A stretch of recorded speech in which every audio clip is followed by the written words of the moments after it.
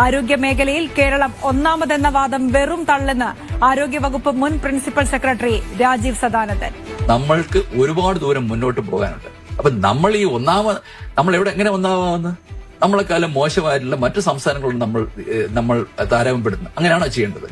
71 കേരളത്തിലെ ആരോഗ്യ സംവിധാനം പഠിക്കാൻ വേണ്ടി വന്നതാണ് തായ്ലൻഡ്.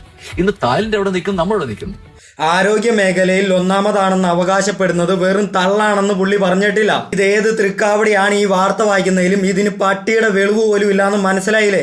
നമ്മളെക്കാളും മോശമായ സംസ്ഥാനങ്ങളെ വെച്ച് കമ്പയർ ചെയ്യില്ലെന്നാണ് അയാൾ പറഞ്ഞത്. അപ്പൊ ഒന്ന് മനസ്സിലാക്കണം, ഇന്ത്യയിലെ മറ്റ് ഏത് സംസ്ഥാനങ്ങളെക്കാളും ബെറ്റർ ആണ് കേരളം എന്നാണ് അയാൾ പറഞ്ഞത്. ഈ വിവരമില്ലാത്ത വിവരദോഷികൾ നാൽക്കാലിക്കുണ്ടായങ്ങൾ പറയുവാണ് ഇതൊക്കെ വെറും തള്ളാണെന്നാണ് ഇയാൾ പറഞ്ഞതെന്ന്.